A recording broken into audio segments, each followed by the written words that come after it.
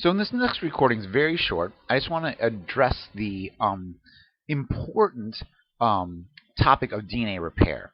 Now, you could easily take a whole course. There are many labs out there that all they do is investigate DNA repair. So there's so much going on with DNA repair. But I'm going to talk about just a few slides so you have it in your mind that one, there are plenty of proteins out there that are involved in maintaining the DNA sequence.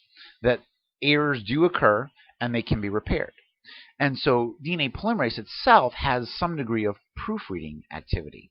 So we talk about endo versus exonuclease activity. So nuclease is a protein that chews up DNA, that depolymerizes it.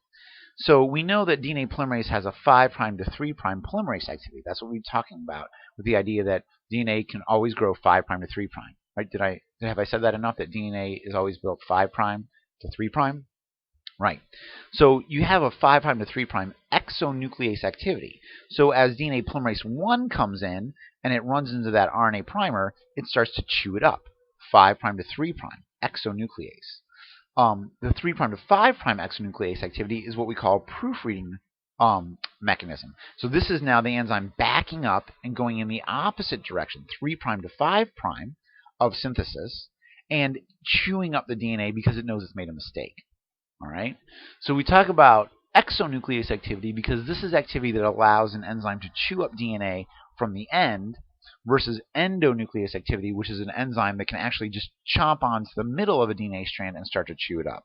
And those distinctions will be made later as we talk more about biotechnology. So what are the kind of errors that we see? Sometimes just when we're replicating DNA, you incorporate the wrong nucleotide. So this common mismatch repair is a robust system. So we can cause damage to DNA by other means: chemicals, radioactive emissions, X-rays, UV light, other molecules. All kinds of things can damage your DNA. And like I said, for you to know that there are plenty of systems in place that are working hard to repair your DNA is what I want you to take away from this. But the classic mechanism there is for a protein to come in to kind of isolate the mismatch repair. In this case, it's probably a thymine dimer. Okay, it doesn't work anymore because those two nucleotides have been bonded together side to side. It says, oh, this is causing a problem in the DNA. I'm going to come in. I'm going to excise this endonuclease activity. DNA polymerase comes in, repairs it, ligase staples it in, boom, we're good to go.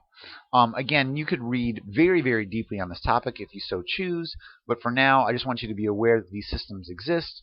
Know the difference between endo and exonuclease activity, and the idea that a polymerase can have primer removal, exonuclease, and 3' to 5' proofreading ability, exonuclease, so it can back up and kind of get rid of the DNA and then replace it in the right way.